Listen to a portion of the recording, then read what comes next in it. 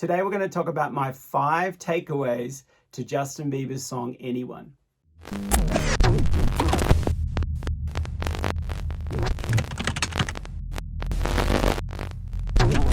Well, hi, my name is Steve Collom for the secrets to musicsuccess.com. And today we're going to talk about Justin Bieber's song, Anyone. And this is such a great song, such a wonderful song. The first time I heard it, it's just like, of course, I'm a fan of Justin Bieber stuff. He's really, really good. And he's really good at what he does. He's a great singer. And, I don't know him personally, but from all the stuff that I've seen, especially lately, like he's a good guy. He's doing the right thing. He's spreading love into this world, and of course I support that. So let's dive straight in. So I'm going to put a link down below so you can kind of see it on YouTube, or you can listen to the song if you haven't already heard it. But go ahead and listen to it if you haven't heard, or even listen to the song after you hear this, and you will actually be able to hear all these little tips, all these little takeaways that I hear. You'll be able to hear them as well. So let's dive straight in. Okay, so obviously when you first hear the song, he's got one of the things that I enjoyed is kind of like he's got that he's got kind of like a dry little arpeggiated kind of thing, and then and that's really cool. But then he's got lots of reverb on his voice when he comes in on that verse. But one of the things that he did that I really enjoyed in the first one is he jumps from one of the first takeaways is he jumps from a D note in the it's kind of a verse hook thing. He jumps from that D note up to a high D, like a whole octave from one section from a verse to the chorus. He jumps that. That's a huge step. You'll see that in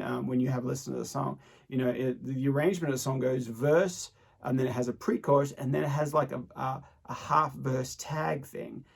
Then he jumps into the chorus. So it's kind of a really kind of cool trick to do, and I'm excited to kind of play with that kind of idea in one of my next songs, because it's really cool. So he goes da da da da da da da da da da da da da, silence, da da da da da da da da da da da da da, silence. Then that next part, which I call kind of the pre-chorus, he does da. So he's kind of like letting no breath. He just keeps going, all this stuff. He keeps doing all this kind of stuff. Then he goes back to the da da da da da da da da da da da da, and then he jumps to the chorus. So it's kind of like a verse, pre-chorus, half verse, chorus. So it's really kind of a cool little idea, or a different kind of way to write. So I really like how he jumps from those sections, from that section, from the verse tag thing up to that chorus. It's a huge jump. That's a great little takeaway. So that's number one. Number two is the song is in the key of D, and the length of the song is 3 minutes and 10 seconds. So those are great ways to do it. Great ways to look at a song and be like, you know what, I'm not necessarily the key, but the time. You don't want to have a 4-minute song. You don't want to have a 5-minute song. You're really going to be, if you want to write a song like this song, Anyone, don't go to 4 minutes. Don't go to 5. Keep it around that 3. And so this one's about 3:10. So then, okay. So number 3, the third point is, in the second time when he sings the melody. When he sings the verse in the second verse after the chorus, he adjusts some of the notes. So he's changing a little bit. He doesn't sing it identically the same. Like, I'm just talking about the notes. Not obviously the lyrics are different, but the notes. He goes up a little bit on some of the notes. When you can go back and have a listen, you'll hear that he tweaks the melody a little bit, and he goes up just a little bit on some of them, and he does the same kind of arrangement where it's a verse, pre-chorus, verse tag-ish kind of thing, and back into the chorus. So that's a great little trick to do. So when you're writing your second verses, write your second verse, but then don't be afraid as a singer, or encourage your singers, go up a little bit. Go change the melody a little bit. Give it something that kind of goes up. Now, I would highly recommend, don't go down. Don't kind of, if you're going to add the little extra parts, instead of the melody going da da da da da da da, don't go da da da da da da da. Like, don't even go lower. Go up higher. So da da da da da da da da da da da da da. So you're kind of going up. So you're kind of giving people a little bit more when you go up in a melody, it gets higher, it gets more exciting, it's building up. So that's what one of the things you should do in your songs. But he does that, and I think that's really, really kind of cool. Now, one thing I'll go back to as well, one of the current kind of new things that people are doing is they'll go straight into that second verse after the first chorus. And the thing that he does is really cool. He adds like an extra measure. You'll hear it. He kind of like just I forget the words he says, but he just holds on a note and he just kind of goes down a little bit, and there's a whole one measure of him just kind of like singing kind of a really low part of the chorus. It's like a end of the chorus tag. It's just a one little line, one measure, and then jumps straight into the drums. The drums just come straight in, and it sounds really, really cool. And so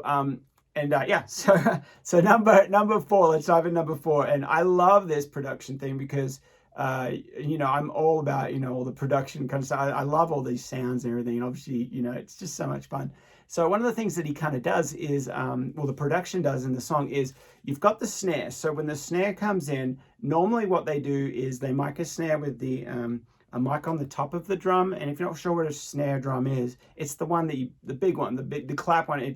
You got a snare in most songs. It's 1 snare, 2 snare. It's usually on the 2 and the 4, not always, but usually on the 2 and 4. That's where you clap if you're at a concert or something. And so what he actually does is they mic the and it's right in front of the drum. The drum is right in front. He's got the kick drum, and then you go your snare right here, and then hats right here. Or if you're right-handed, left-handed, it's a little different. But most of the snare is pretty much right in front of the drummer. It's right on his lap. So so they mic the top of it, where you hit the top of it, the attack, and then they mic underneath it to get the buzz of the snare wire. That's where all that wire is. Otherwise, it just sounds like a drum. So what he's actually done is they put a delay just on the snare wire. So they go ding ding snare and snare snare snare, and he does like I think it's about 3. It's in time with the song, so it's probably an 8th. I'm guessing, but it goes snare snare snare snare. So he does but it's just the buzz. It's not the whole snare, which is really, really kind of cool. It's a really kind of cool technique. I haven't heard it before, and I love it. So I'm going to try that in my next songs. But that's one of the techniques he does with the snare. It's a really cool a really cool snare. All right, now we're up to number 5. So the pad changes, like when he comes in and when the piano comes in, the chords. One of the cool things is they slide up to the notes. Now, in the production world, if you can either just get a sound that does that, like maybe just find a synth with a preset that kind of slides up to the note. But if it doesn't, what you can actually do is you can play that chord, and then what you do is you reverse that. You would make it audio, and so then you would reverse that chord, and so it's up to, as it goes up to the chord. So you reverse it, and then you could actually pitch it. So it starts lower and goes up to the chord. It's a really cool thing. So they do that on every single chord. The piano synth. It's like a piano synth. It's really 80s kind of real 80s kind of sound. It's a piano synth. You have a listen to it, you'll hear that. And they do that slide up there, which is really, really kind of cool. I thought that was really kind of cool. And so he does that on the 1. So it goes 1, 2, 3, 4. 1, 2, 3, 4. So there's some really cool kind of pad piano tricks. And the acoustic, sorry, not the acoustic, there's no acoustic in it. There's the electric guitars. They kind of sound like they have a bit of a chorus on them too. So that's something that's kind of coming back around. And chorus used to be big in the 80s, early 90s maybe. You got some chorus on the electric guitars. And so they added a little bit of chorus in there, which I thought was pretty cool. So, and then the last little point, number 6 is, I know I said 5. What do we got? 1, 2, 3, 4, 5. Yeah, so you get an extra 6 one.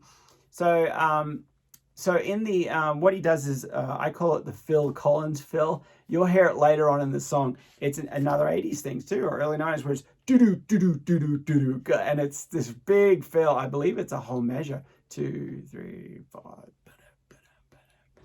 Yeah, it's like a whole measure fill, which is those are big fills, doing a whole measure fill. And I thought that was really, really kind of cool. You'll have a listen to it, and it's these big tom fills, and it's pretty cool. And then he cuts out, he goes do do do do do do do do, cuts, and he's singing, and then boom, bang, and goes back into the beat goes back in. It's a really cool production idea, and so Yeah, so those are 6 points or 6 takeaways, 5 takeaways, and then you get 1 bonus. So those are some little things to kind of, put into your production, put into your next song that you write, or next song you're mixing. Try some of these little tricks. They're really, really cool stuff. And of course, again, I'm a big fan of Justin Bieber. He's a great singer, great voice. So check out the song below. I'll put the link in there, and head over to my website, thesecretstomusicsuccess.com, and I've got some free PDFs there for you guys, like mixing tips and pop songwriting tips. So go ahead and download those for free. Check them out and have a look around on my website and see if there's anything there. What I do is I offer a subscription thing for like $32.99, I think it is at the moment. By the time you watch this, it might be go up. Sometimes I'll just go up a little bit, but it's $32.99, and you get access to a great community. I do these videos there, and then I also do. You can send in your songs for feedback, and so we do live calls on feedback.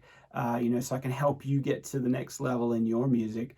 And then we also do, I invite you to virtually sit in the room while I record a song, and there's a lot of really, really cool stuff there. So check that out, and awesome, guys, and enjoy using some of these little tricks in your next song. All right, see ya.